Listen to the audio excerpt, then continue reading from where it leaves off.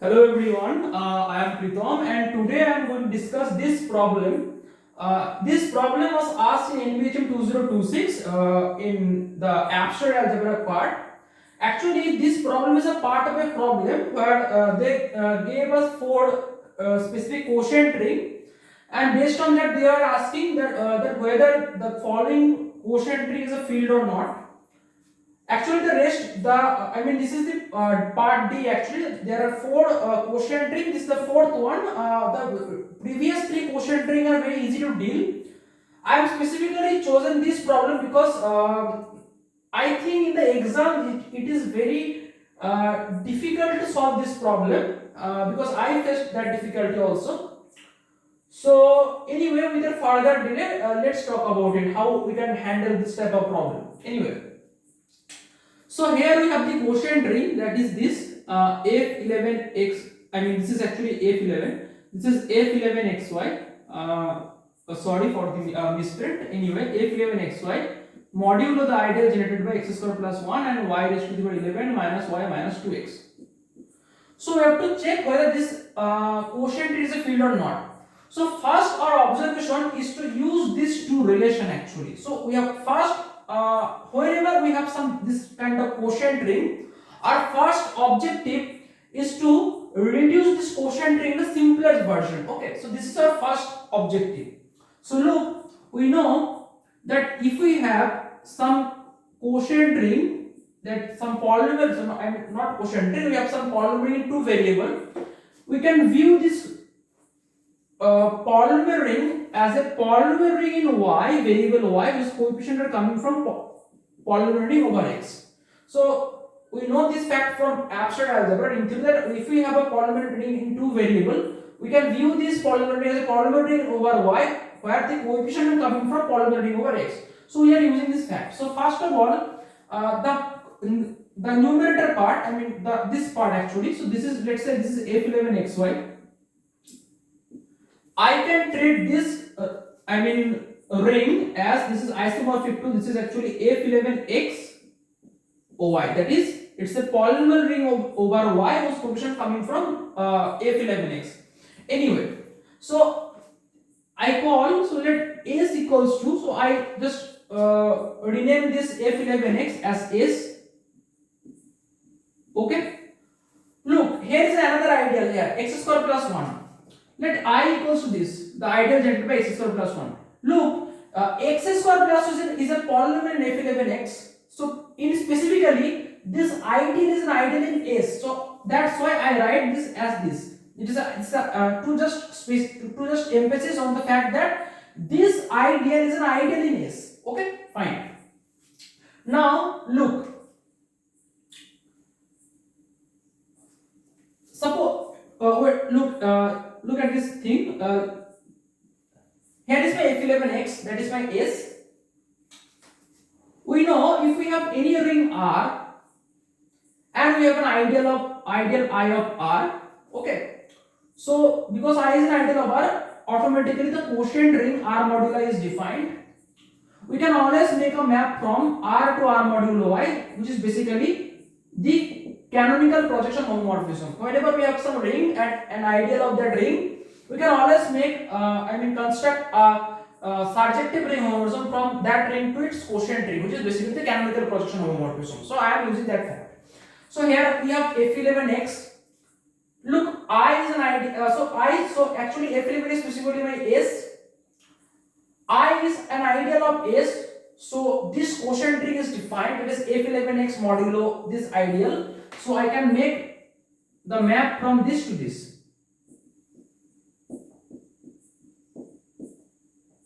Okay, fine. So this is the canonical projection homomorphism from this to this. Now I define a map from, wait a minute, so give me some time. So first you have to make an observation that there is the canonical map from this to this. Now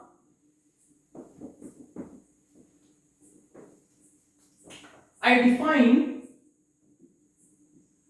Okay, you have, we have to make an observation. So I assume this ring as S. So this is specifically my sy.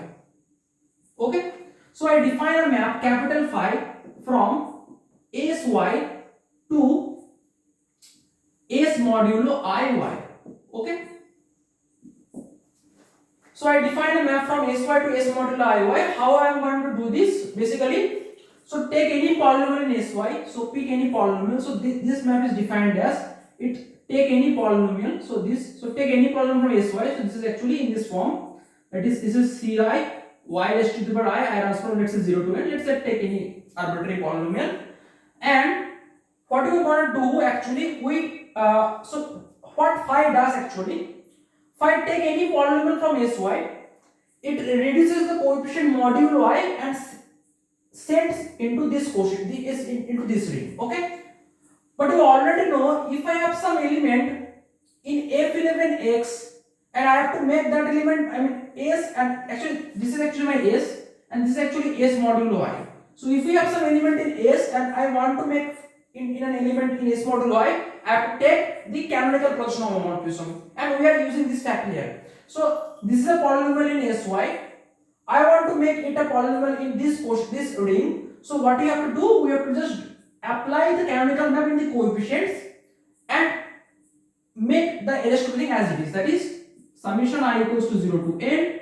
This is actually pi of ci and y raised to the power I. So this is my map. It is very easy to check that this map is a ring homomorphism. So I will leave it for you as an exercise, but here is a key factor. So it is very easy to see that this is a ring homomorphism. I claim that this ring also is a surjective ring also. Why? This is very easy to see. Look, if you take any polynomial from this ring, if we want to prove that, if I claim that this map is a surjective map, so from any polynomial from this ring, there exists some polynomial whose image has to be this element, and it is very easy to see. If we pick any element from this ring, technically speaking, every element in this ring is a polynomial and variable y whose coefficient of polynomial s modulo I. But you already know, because the canonical projection map from s to s modulo I, it's a surjective map. That means if you take any element from here, there is an element exists in here. So if we pick any polynomial in here, actually every element in this polynomial basically is a polynomial y whose coefficient are polynomial in s modulo I, whose coefficient are in s modulo I. And we already know, if every element in s modulo I has a pre-image in s, using this factory via the canonical procession homomorphism, so automatically we have a polynomial in sy. So this map is a surjective map. So it is a ring homomorphism, it is a surjective ring homomorphism. So what we get? We get that this map capital phi is surjective ring homomorphism. This is a surjective ring homomorphism. Okay, so this map is a surjective ring homomorphism. Now we have to check the kernel of this map. Why? Just bear with me. I mean, after some time you will get that. So now I want to calculate the kernel of this homomorphism. So look, how I'm going to do that. So now, if I want to calculate the kernel of this map, so kernel of capital phi, what is this? What is the kernel of this map? All polynomial, let's say py, belongs to sy, such that all polynomials such that its image is the 0 polynomial. So wait a minute. So I take any polynomial py in this form. So pick any polynomial. So here are all the polynomials py. So that any polynomial py can be written in this form, belongs to sy, such that its image is 0. What is this image? By definition, its image is in this form. So its image is 0. That is, this pi of ci y raised to the power I is 0. Okay, we have to be very careful. The image, look at this. If you take any polynomial in here, the image of this polynomial, basically we have to reduce the coefficient modulo I, and actually this is a polynomial whose coefficient is basically the coefficient of this polynomial. I mean, look at this. So if we take any polynomial in sy, the image of that polynomial is nothing. Just take the coefficient of the pick a polynomial in sy in this form. what this map does, it just reduce the coefficient modulo y. Okay, so we are using this fact.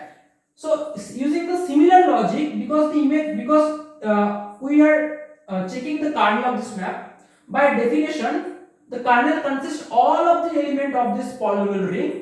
So all of the polynomials, so that is image is 0, but 0 basically 0 polynomial in this ring, actually in this ring. So it's a 0 polynomial whose coefficient are 0, coefficient are actually 0 element of S modulo y. So this is actually 0. Okay, fine. What is pi of Ci? By definition, what pi does, it take any element of S and it sends its corresponding quotient representatives. So actually if we evaluate this part, actually, so this is actually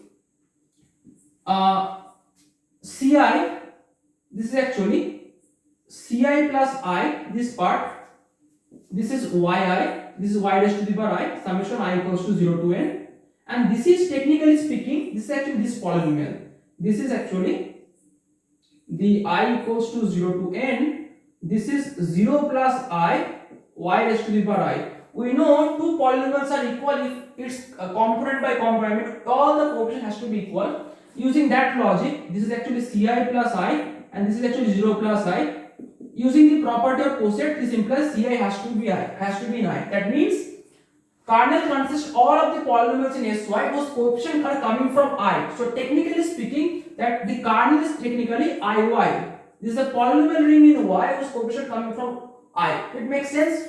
Now, so up to this point, we get that kernel of phi is basically Iy. Now I claim that, wait a minute, so up to this point we have that kernel of phi basically Iy. So what we get?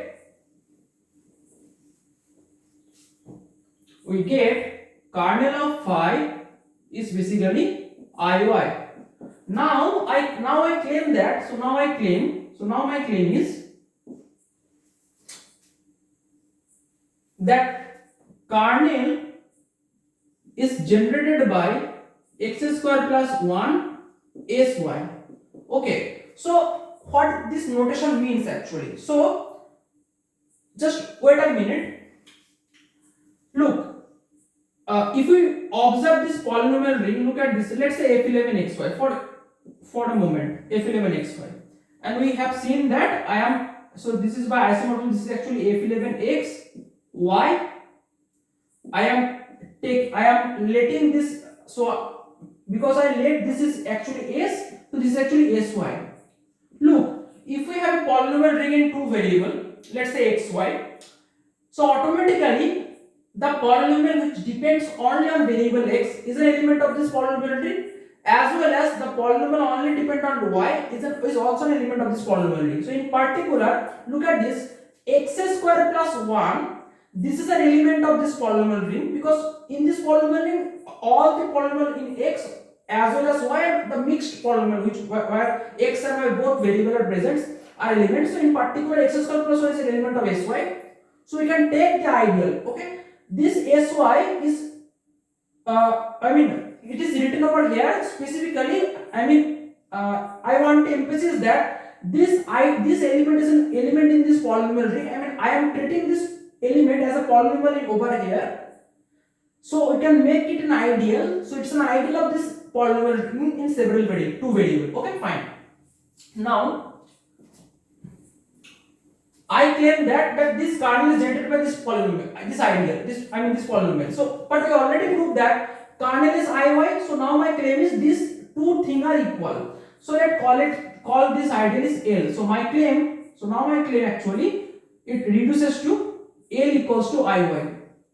Okay, fine. So now you have to prove this.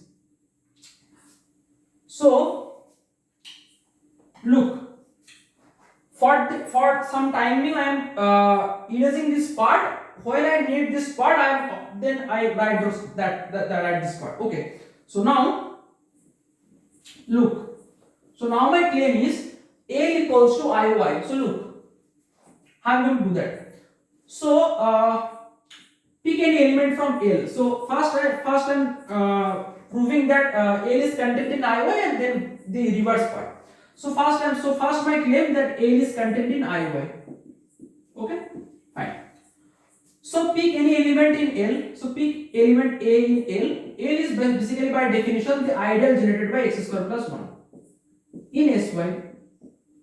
So this means that A equals to some polynomial multiple, let's say hy into x square plus 1. Okay, fine. Now we have to make an observation. Okay, fine. Look, since hy is so because h is a polynomial in y, we can write this as in this form. This is actually, let's say, ci y raised to the power I runs from 0 to n into x square plus 1. Now look, we can, so I can write this as this expression as summation I runs from 0 to n. This is actually ci into x square plus 1 into y raised to the power I. Okay, this is basic arithmetic. Okay, fine. Now look, x square plus 1, if we look carefully this element, this is an element of this ideal actually. This ideal. And this ideal is basically my, so okay, fine. Sorry, wait a minute. So x square plus 1, this is an element of this ideal. This is actually my I. Okay, so x square is an element of I. If you observe closely, hy is written over here in this form. So by definition, because hy is an element of sy, so it's a polynomial in y whose coefficient coming from s. So in particular, ci are element of s. So this is an element of s. Now look, I is an ideal of s. So I is an ideal of s. Ci is an element of s. X square plus 1 is an element of I. Because I is an element of I is an ideal of s. Ci is an element of s. It's an element of I.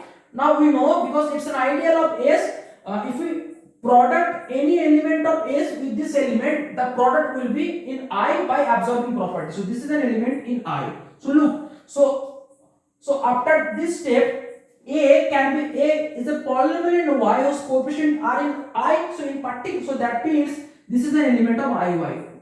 So look, so we take an arbitrary element from L and we finally find that this element is an element of iy. So in particular, so that means L is contained in iy. So the first part we are done. So I have to prove the second part also, second inclusion also.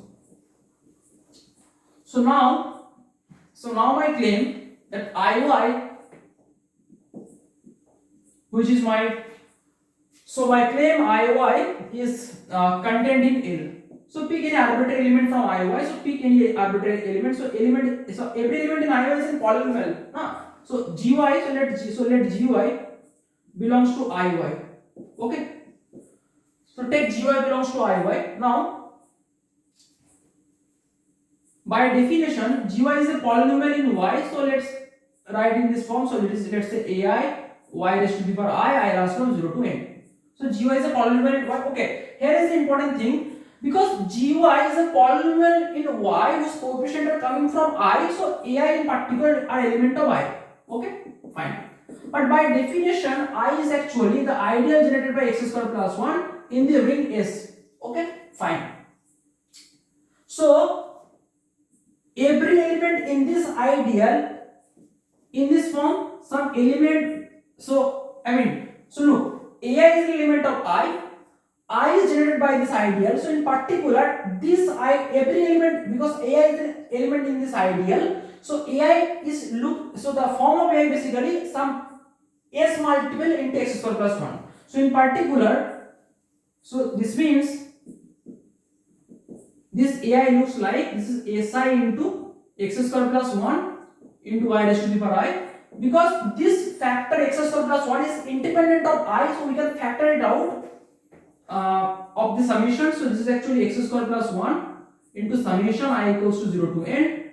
This is si y raised to the power I. Now look, what we get actually? We get gy actually. So gy actually written over here, and it is of the form x square plus 1 into a polynomial in y whose coefficient are coming from s. Wait a minute, just observe L here.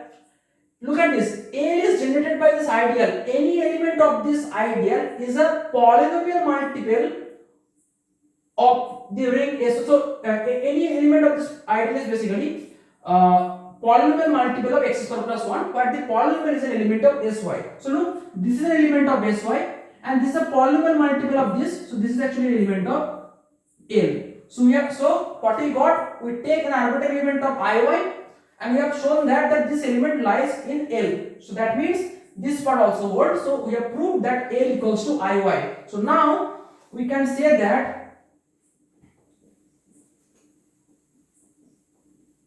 what we get that the kernel phi is generated by x square plus 1 sy. Okay, fine. Okay, now so up to this point what we define. So I am just recapping this part. We define a map from sy to s modulo I y. The map defined as it takes any arbitrary polynomial of this ring 0 to n and it reduces the coefficient of s modulo I. So this is actually pi of ci y raised to the power I summation I equals to 0 to n. Okay, fine. Now we already know that this map is a surjective ring homomorphism. This is the kernel. Now by first isomorphism theorem we can write that sy modulo kernel of phi, that is which is this is actually x square plus 1, the ideal x square plus 1 in sy. This is isomorphic to the range, but because the map is surjective the range is this. So this is actually s modulo I y. Okay, fine. Now up to this part we have arrived this. Now we have to look this ideal very closely. So now analyze this ideal x square plus 1, the ideal generated by x square plus 1 and y raised to the power 11 minus y minus 2x, and this is the key portion of this problem. Look, so let this ideal be j. Okay, observe that this is, look very closely, this ideal contains two polynomials and specifically these two polynomials lies in actually our initial ring, that is f11xy, which we written over sy. So this ideal, so this is an ideal of sy actually. This is an ideal of sy. So in particular, so this is an ideal of sy. Okay, fine. Observe that x square plus 1, because this is an ideal of sy, so we are treating these two polynomials as a polynomials over y. Okay, so of this ring actually. So the ideal, so look at this. So this ideal in sy, so wait a minute. So this ideal in sy, this is actually contained in j. Why? Because any element of this ideal is some polynomial multiple of this plus polynomial multiple of this. If you take the coefficient at 0, so automatically you have left this part, so automatically this ideal is contained in this ideal. So this is the logic behind this. So we have this ideal is contained in j. Fine. Now we are using the third isomorphism theorem. So look how I am going to do that. So look, we have the polynomial ring sy, x square plus 1, look at this. So x square plus 1, this is an element of this polynomial ring. So if we take this ideal over in sy, so this is an ideal of this. So I am quotienting out this by, this by this. So what you get, look. So I get, so if we quotienting this by this, so this is by third isomorphism theorem, what you get, this is actually, okay, so wait a minute, look, give me some time. So actually we have to evaluate this part. So okay, today I have to quotient this by x square plus 1 and this by x square plus 1. So okay, so wait a minute. So what I have to do, I have to, so first I quotient, look, we have to calculate this quotient. So observe that we have to calculate this quotient actually, f11xy modulo x square plus 1, and this is y raised to the power 11 minus y minus 2x.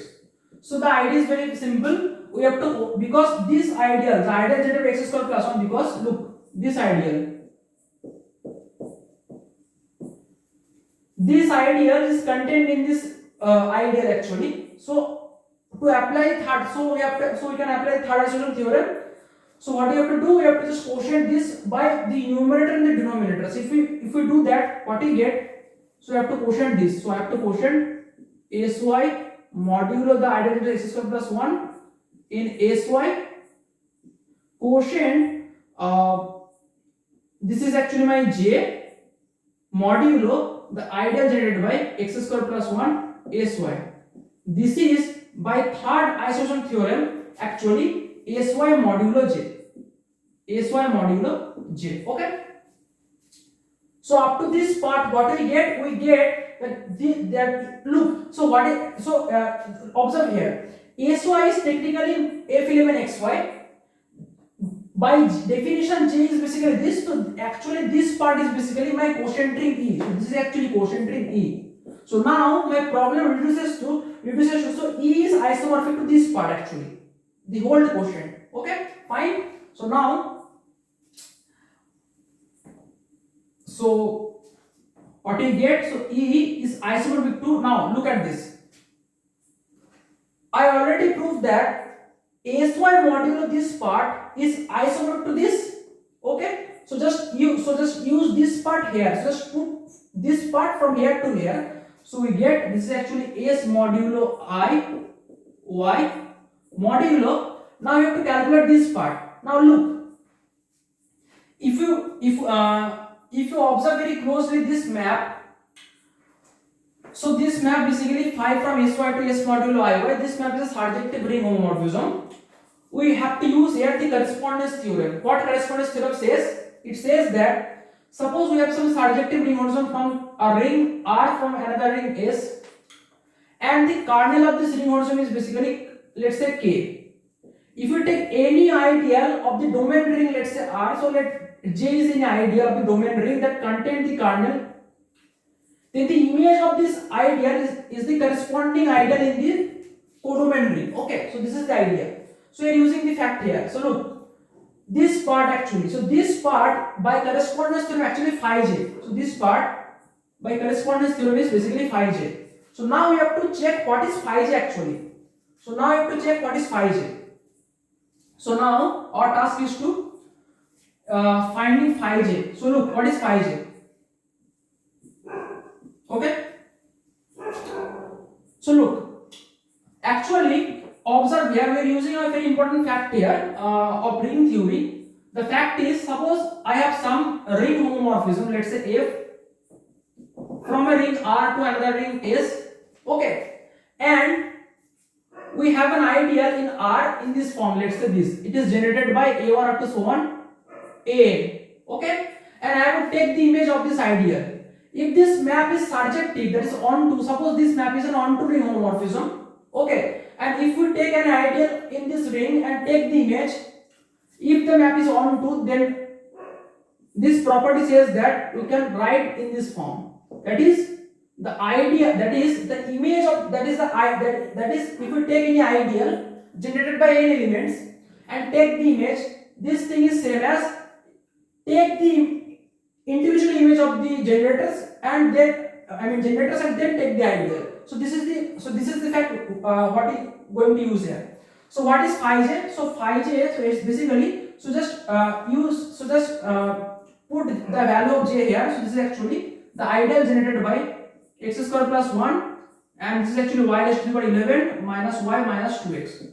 Okay, now using this fact, because look at this map from sy to s modulo iy, this is a surjective map, so we can use this fact here.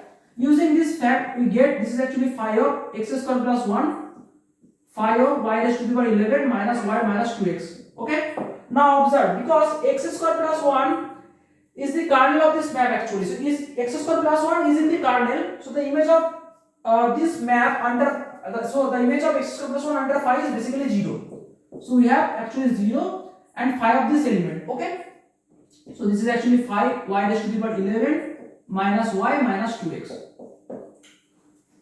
This ideal is basically by definition. Look, suppose we have two ideal generated by a1 a2. This is by definition ring multiples of a1 plus ring multiples of a2, where r1 r2 belongs to R. Let's say R is a ring and a1 a2 are element of R, and we are generating the ideal by these two elements. So this is the definition of the ideal generated by this by two elements of a ring. Okay, so if one of the element is 0, so what is going to happen? So let's say 0 comma a2. What is the definition? This is same by this. So r1 into 0 plus r2 into a2. So automatically, so actually basically the second ideal is left over. So this means this is the ideal generated by phi of y raised to the power 11 minus y minus 2x. So now our whole task reduces to finding the image of this polynomial actually. So now look, what is the image of this polynomial? What is the image of this polynomial? That is y raised to the power 11 minus y minus 2x. Now look, this polynomial is a polynomial in Sy actually. So and we are applying phi over it. So what phi does? Phi just so phi act as, so it act as, how phi acts? It take the coefficient of this polynomial and act the canonical projection on the coefficient. So the coefficient of the first term is basically 1. So we have to act pi over 1, which is basically 1 plus I. For simplicity, we denoted this note. This is by 1 actually. So this is the quotient actually. This is the quotient representation actually. So we are just writing the quotient representative here. Similarly, if we take the image of minus 1 under pi, this is actually minus 1 plus I. But we are just using the quotient representative, that is minus 1. And then phi of minus 2x, but because phi is a homomorphism, so it preserves the multiplication. So this is actually pi of minus 2 into pi of x. Okay. What is pi of minus 2? This by definition is minus 2 plus I. What is x? By definition, x is basically x plus I. Okay. So I am writing the quotient representative, that is actually minus 2, and I am just letting x plus I as alpha. So this is actually alpha. So this is actually minus 2 alpha. Where alpha actually, what is alpha? Alpha actually x plus y. Technically speaking, what is x plus I? X plus y basically the image of x under the canonical projection homomorphism. Okay, so this is actually, so what is alpha? Alpha basically the image of x under pi. Okay, fine. So what we get that what is the image of this polynomial? The image of this polynomial is basically this is y raised to the power 11 minus y minus 2 alpha. So up to this point we get that what is pi? What is pi? Phi j? Phi j is basically this, the ideal generated by this polynomial. So putting all over these things, now we have this part actually this, and I am letting s modulo I as k. So what we get? We get this quotient ring actually. So now up to this point I am erasing this part. I hope you understand. I mean you understand the part. So now up to this portion we get.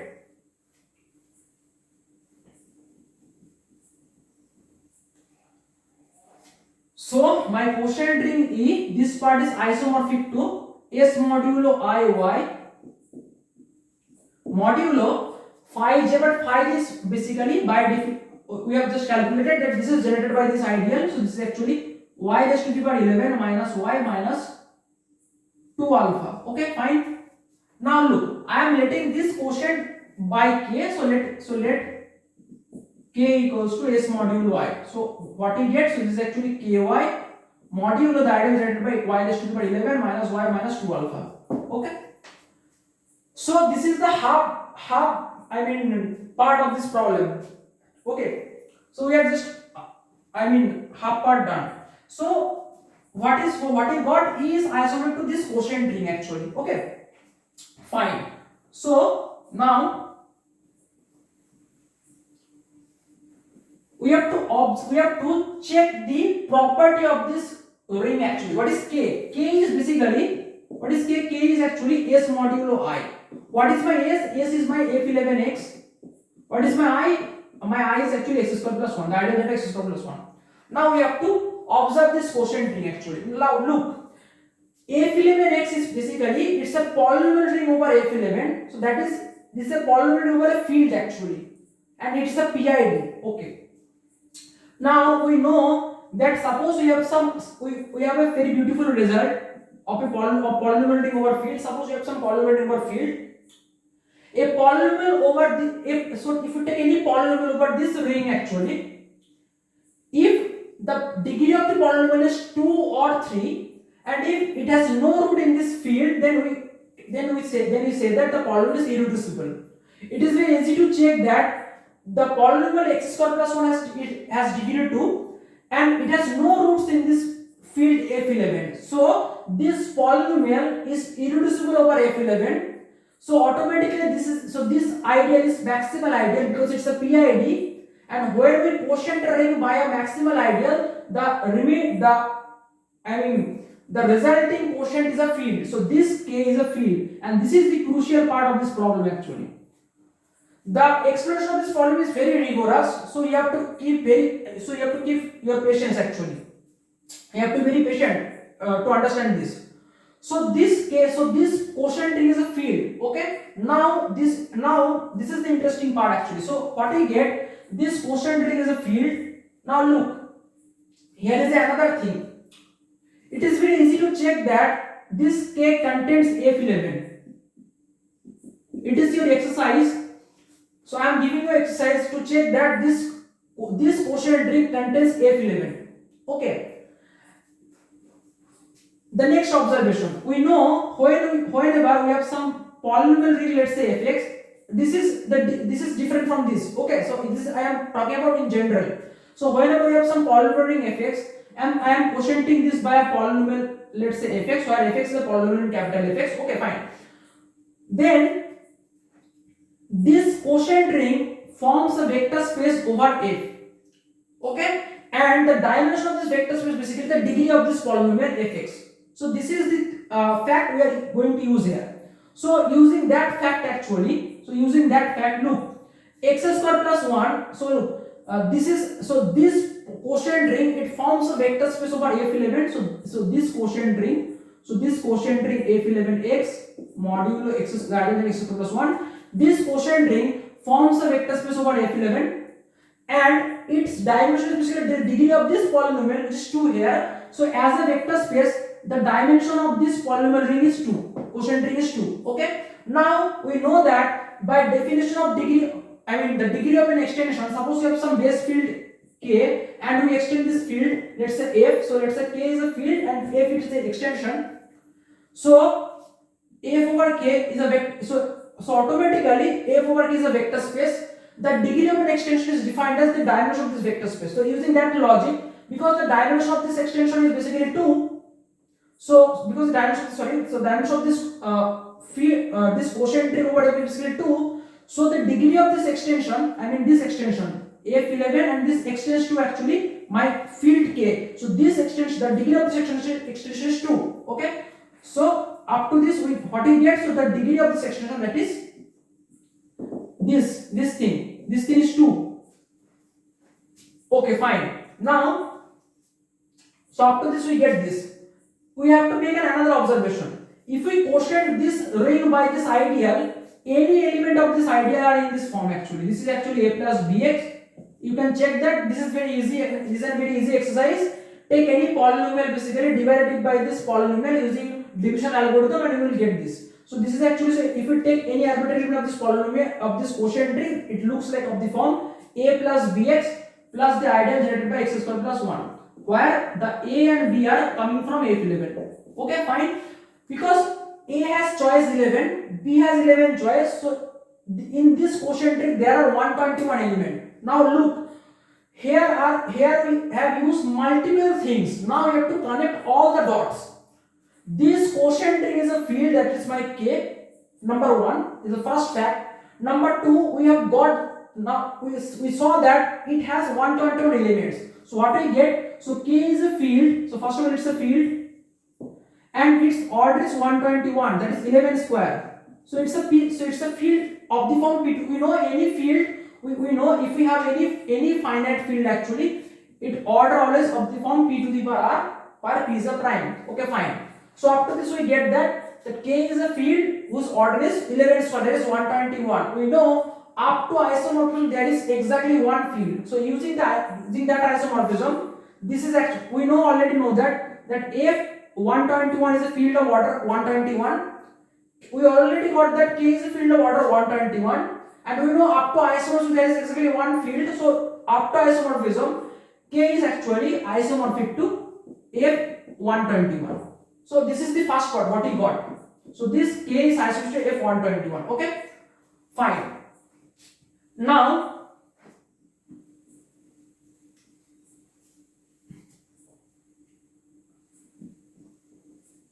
we have to analyze this polynomial over Ky. So now analyze this polynomial. So after this what we get? K is a field and this field is isomorphic to F121.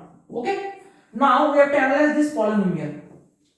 Just bear with me. At the end of this video, you will appreciate the beauty of this problem, and I can assure you, this problem uses multiple facts which you don't see in general in any textbook. So I am using all the facts and connect it in a video. So I will advise you to understand all of these steps and just look how I use all the facts.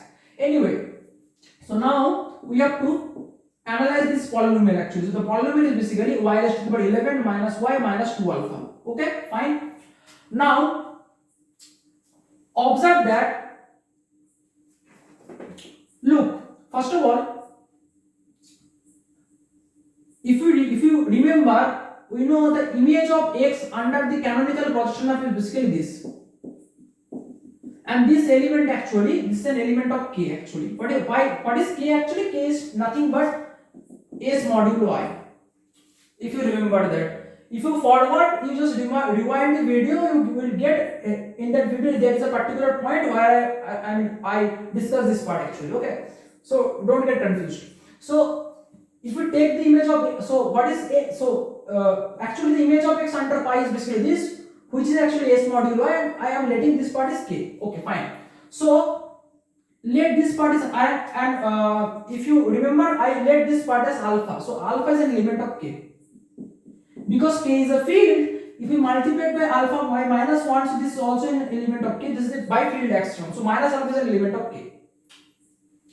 I claim that minus alpha is the root of this polynomial. So this is my claim.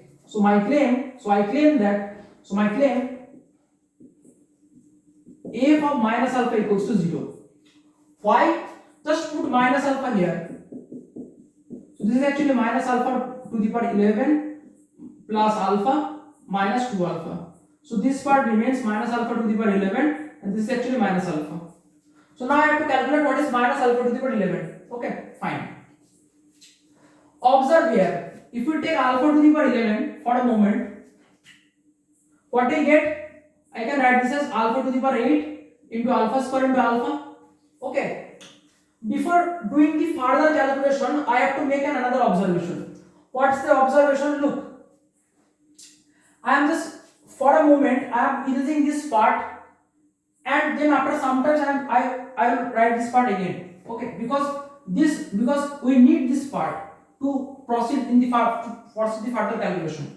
Observe a specific part. Look, alpha is because by definition we let this part as alpha. So alpha actually x plus I. Just square it. So what is alpha square? By definition is actually x plus I into x plus I. This is actually x square plus I. So alpha square actually is x square plus I actually. Okay, fine. Okay, fine. So this is actually wait a minute. So alpha. So what is alpha? Alpha actually is x plus I. So if you take alpha square, this is x square plus I. Okay, fine. Now look, because x square plus 1, actually what is I? I actually this x square plus the ideal generated by x square plus 1. Now look, because x square plus 1 is in the ideal generated by this, by the property of cosets, x square plus 1 plus the ideal generated by this is actually 0 coset. That means x square plus this coset plus this ideal, this is actually minus 1 plus this. Okay, so we can replace this in place of this. So that means we have, this is actually minus 1 plus x square plus 1. So in this shorthand notation I can write this as alpha square equals to minus 1. This is actually a abuse of notation, nothing else. So alpha square actually minus 1. So now I can write this as alpha square equals to minus 1. So here I can write alpha to the power 8 as alpha square to the power 4, and this is alpha square and this alpha. Because alpha square is minus 1, minus 1 to the 4 is 1, alpha square is minus 1, so what left, that is minus alpha. So what we get, alpha to the power 11 equals to minus alpha. So this is actually, because minus 1 is odd, so this is actually minus alpha raised to the power 11 minus alpha. But alpha to the power 11 is minus alpha, so this is actually plus alpha. Alpha minus alpha is 0. So what do we get? We get that minus alpha is the root of this polynomial. Okay. So up to this point, we just found as root of this polynomial in ky. Okay. Why I am saying ky? Because look, minus alpha is an element of k.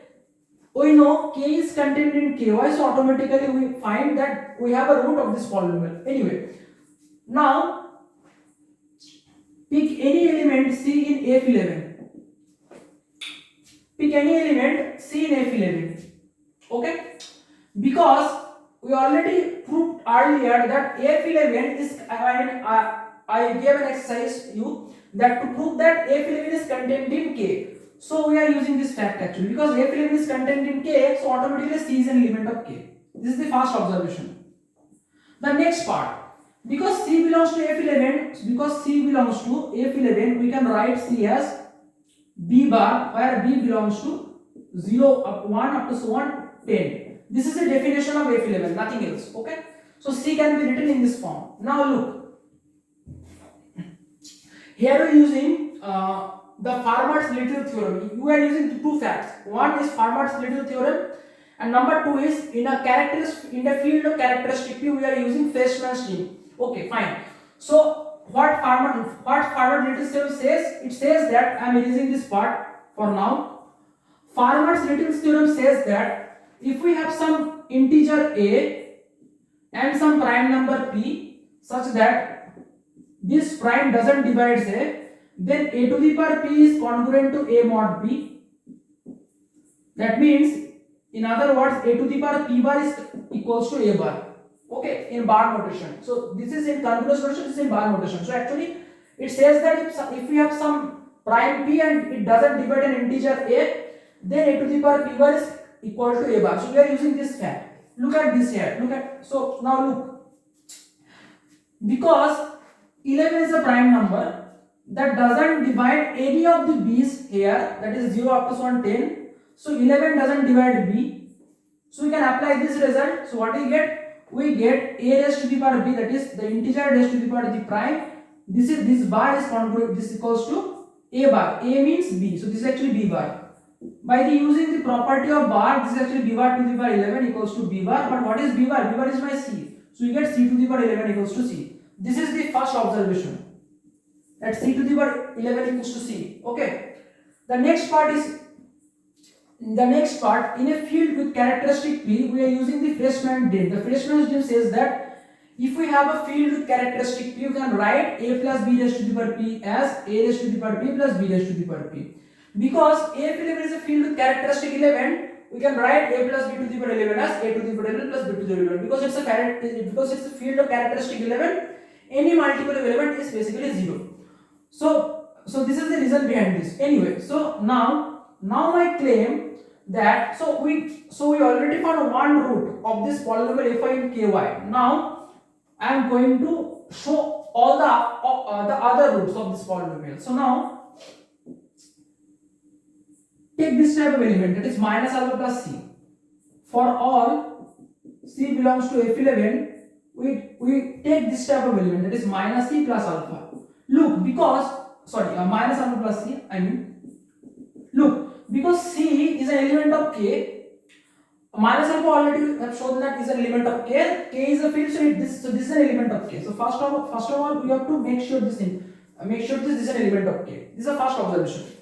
Next, I claim that this is a root of this polynomial that is Fy. So let F, so I am just writing the polynomial again. Fy basically y raised to the power 11 minus y minus 2x. Okay, fine. Now look. So I claim that f of minus alpha plus c is 0. Why? The reason behind this. So just put this from here to here. So minus alpha plus c, what is this? This is actually minus alpha plus c raised to the power 11 minus, this is plus alpha minus c, and this is minus 2 alpha. Okay. Now we are using the Freshman's dream inequality. Freshman's dream. That is minus alpha to the power 11 plus c to the power 11, but c to the power 11 is c by this argument. So this is actually c plus alpha minus c minus 2 alpha. Next, what is minus alpha to the power 11? We already calculated that. This is actually minus alpha raised to the power 11. This is actually minus, this is actually plus alpha. So this is actually alpha plus c plus alpha minus c minus 2 alpha. Look, alpha plus alpha 2 alpha. This 2 alpha, this 2 minus 2 alpha cancels out. C and minus c cancel out. So this actually gives us 0. So what we get? We get that minus f of minus alpha plus c is a root of this polynomial for every c in F11. Look, if we pick c equals to 0, we get the first root which we have talked earlier. So we get 11 root of this polynomial. Now we are now we have reached the interesting part of this problem actually. So after this, what we get? So now look that the minus alpha plus c. If we first of all c belongs to F11, this is the root of this polynomial. Now observe this polynomial actually. This is actually 2 alpha. Now observe this polynomial.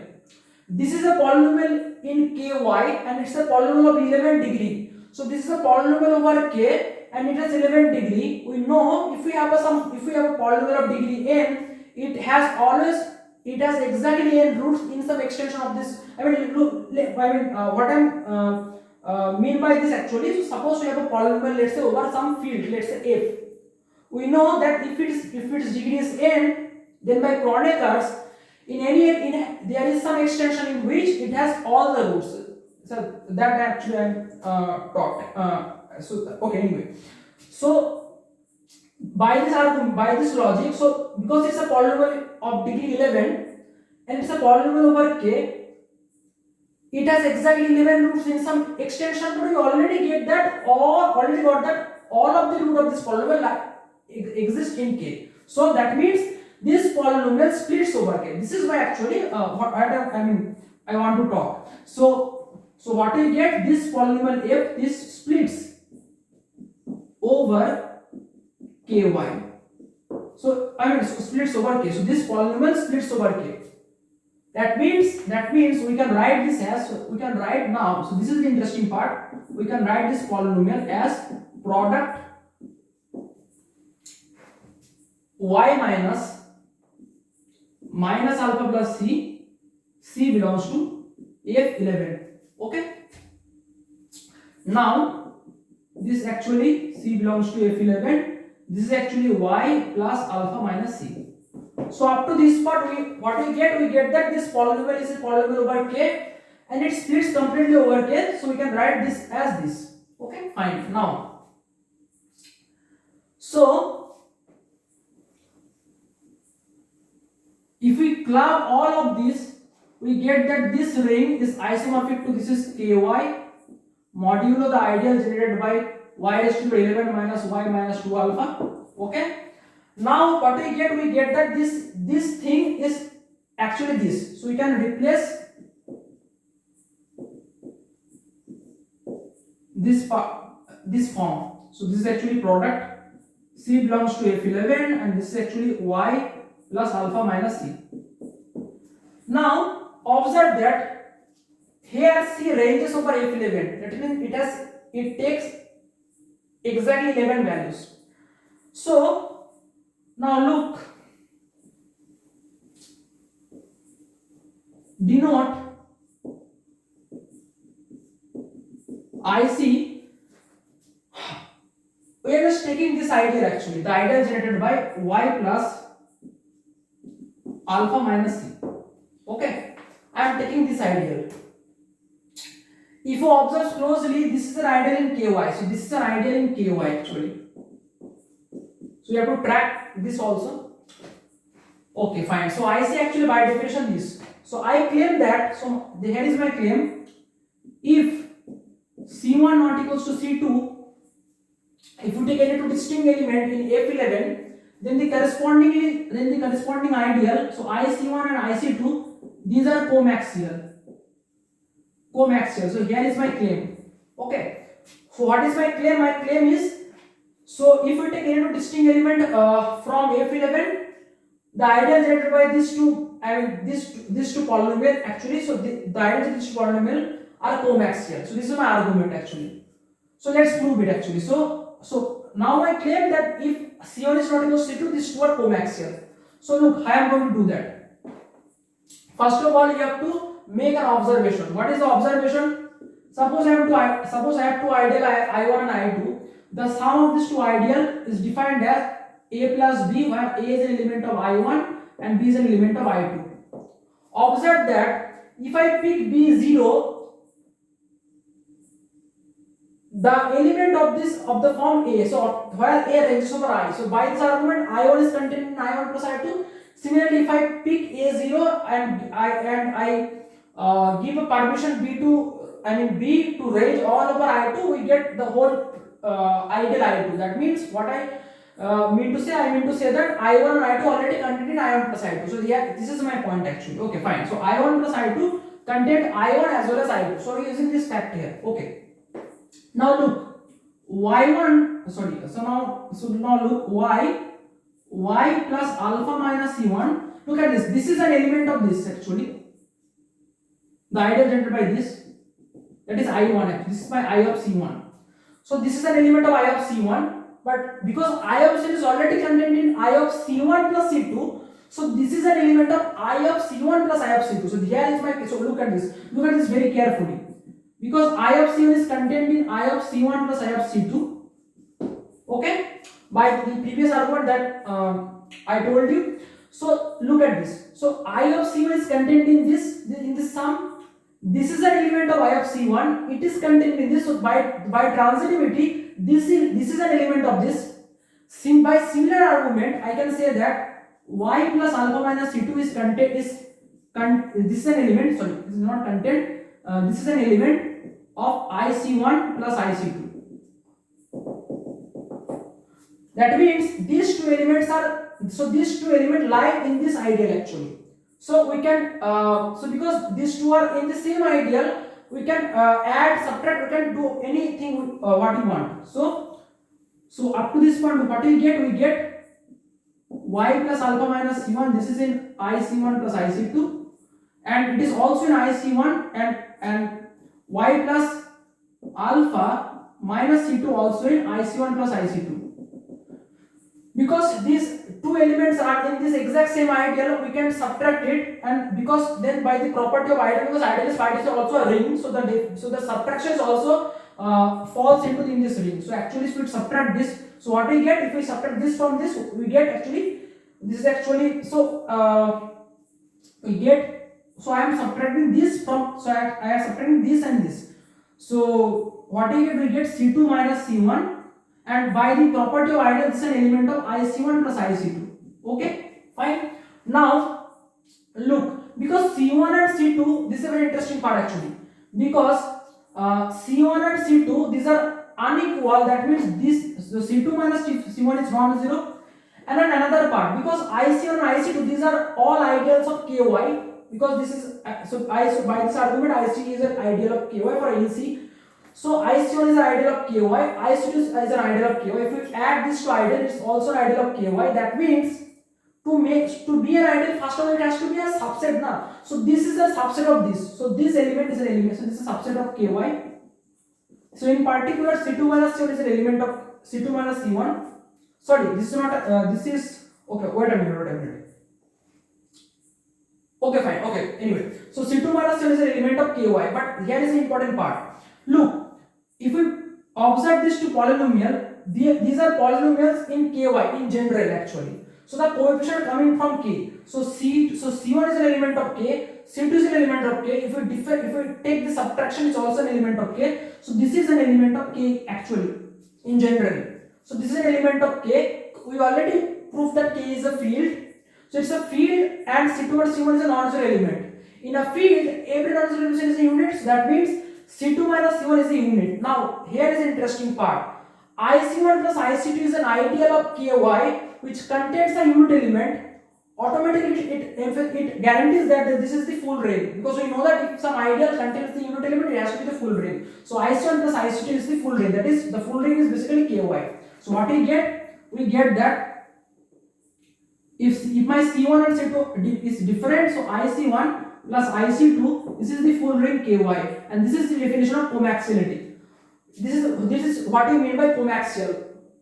Two ideal is said to be comaxial. If we add this two ideal, we get the full ring. So what we get? If C1 and C2 are different elements, if we take any two different distinct elements from F11, the corresponding ideal generated by this two element is basically comaxial. So we get IC1 and IC2 are comaxial.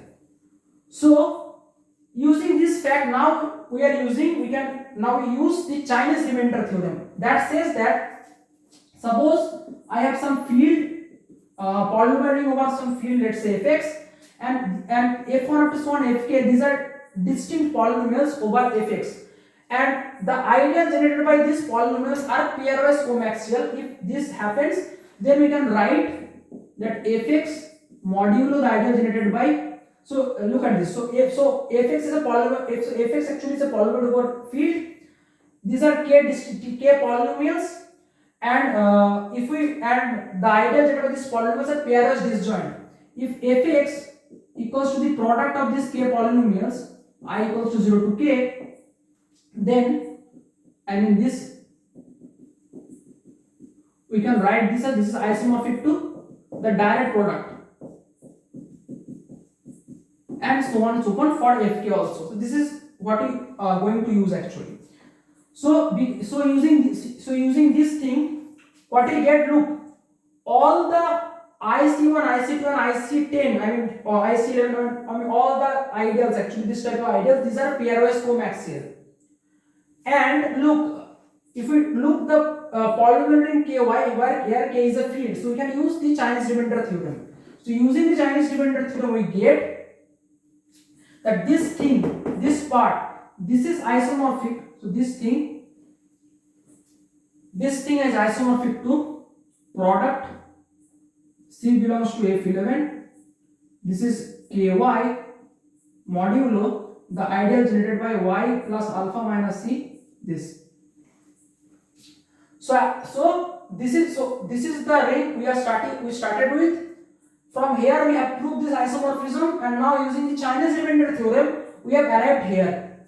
Okay, and now the final part.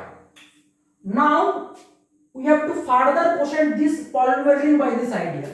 So what we get? Look. So just up to this part we have proved this. So now we reach the end of this proof. Look at this element actually, y plus alpha minus c. So what I am going to do, I am take a minus common here. So this is actually minus alpha plus c. Let this element minus alpha plus c equals to r.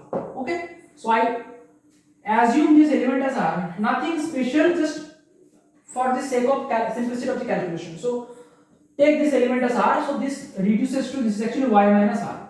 Okay. I define a evolution homomorphism. So define the evolution homomorphism. So I am writing this over here.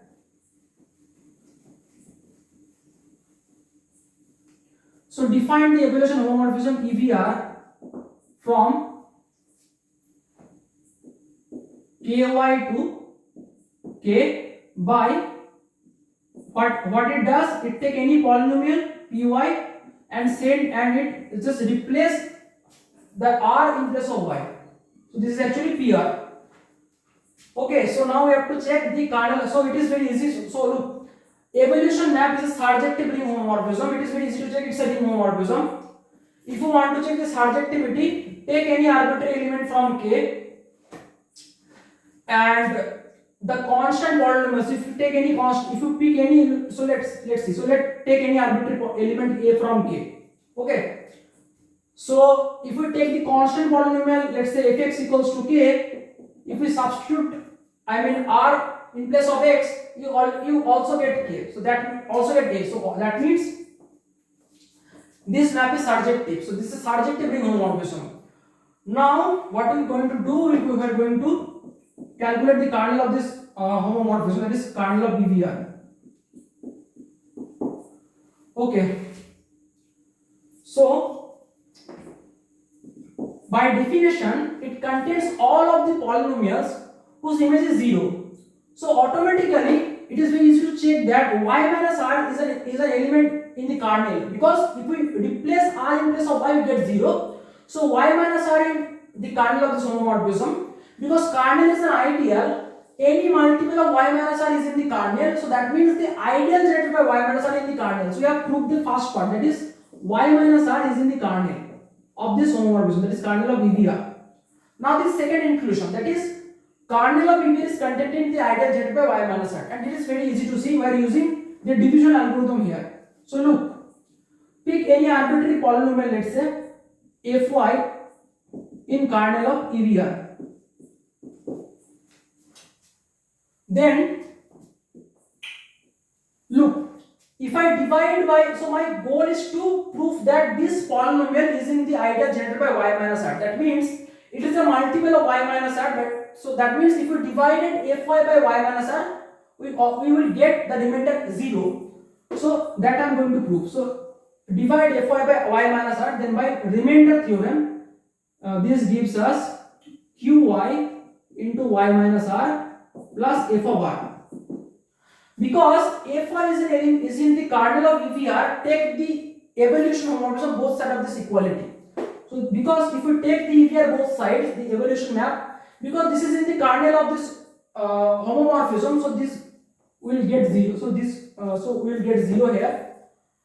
If we take kernel, if we get kernel over here, I mean take the image of this map, image of this element under EVR, because y minus r in the kernel of this map, so we will get 0. Sorry, I'm sorry, y minus r is not in the kernel. If we apply the map EVR, what the map actually do, it just put it just replace r in place of y, so it gets, so we will get 0, and this is actually fr. So that means fr is basically 0. So what we get up to this, that is if we divide fy by y minus r, the remainder fr is 0. That means if we take any element in the kernel of this evolution map, it is a multiple of y minus r. That means it is in the ideal generated by y minus r. So what we get, the kernel of this map by the both inclusion part, the kernel of this evolution homomorphism, it is the ideal generated by y minus r. So up to this, what we get? What we get? Kernel of this map basically the ideal generated by this. So now by first isomorphism theorem, we get, that is ky modulo the ideal, the kernel, but the kernel is basically the ideal generated by y minus r. So this thing, this is isomorphic to k. But remember, we assume we choose this element as this basically. So this part is isomorphic to k actually. So this is actually product C belongs to F11 and this is K. Look, here are 11 copies of K actually. So actually this part is basically K, product K up to so on K. So there are 11 copies of K actually. So this is actually K raised to the power 11. But we already proved that this K is a field and this is a field of order 121, and we know up to isomorphism there is exactly one field of order 121. So this field is isomorphic to F121. So technically speaking, this is actually F121 raised to the power 11. Now what we proved up to this, that this quotient ring is isomorphic to this ring actually, that is this quotient ring E is isomorphic to, this is F121 raised to the power 11. But this is not a task. The question says that they check whether this is field, it is a field or not. Now it is a very easy exercise that if we have some field, let's say if it is a field, for any n, fn cannot be a field. Why? Look, take any element. So let's say, for example, suppose F is a field and I want to check that Fn is a field or not. To check if Fn is a field or not, take any non-zero element. If Fn has to be a field, Fn also has to be an inverse. So it has to have an inverse. But if you take this element actually, so take 0, 1 and the rest of the element are 0. If Fn is a field, then it is a non-zero element. So it should have an inverse. If it is an inverse, then so look, if we claim that if it is an inverse, then what we get? We get this into, suppose it has an inverse, so let's say its inverse is this. By definition of inverse, this is actually this. But if we take the product, this is actually 0, and so let's say the second part is this is 1. So this is 0, this is B2, and this is 0, 0, 0, 0, and this is 1, and so on 1. Because these are two n tuples are equal if and only the individual component are equal. If we just observe the first part, this implies 0 equals to 1 is a contradiction. That means this is an element of Fn, but it doesn't have an inverse. So Fn is not a field. So we are using this fact here. If 121 is a field of order 121, 11 is an integer. If we raise 11 to the power f121, it is not a field. So actually, so what we get, f121 to the power 11 is not a field, but this is assumed to actually E. So the original quotient ring that were given in the problem is not a field. So what we get, the quotient ring E is not a field. Okay. So this is the solution of this problem. I know the solution is very lengthy, but because look, this is a problem in NBHM, and you have to expect that this type of problem. NBHM is very theoretical type of problem, theoretical type of exam where you have to, you have the background to solve this kind of problem. So you have to expect that the solution of this problem is not 1 or 2 line. So I hope so. Just I suggest that you will go through the video very detailed, because we have discussed many tiny very different fact and connect the dots. So I advise you to just go through the details, give some time. If you face any difficulty to understand any part, just rewind the part, and I think you will get the point. So thank you for watching, and we'll meet in the next video.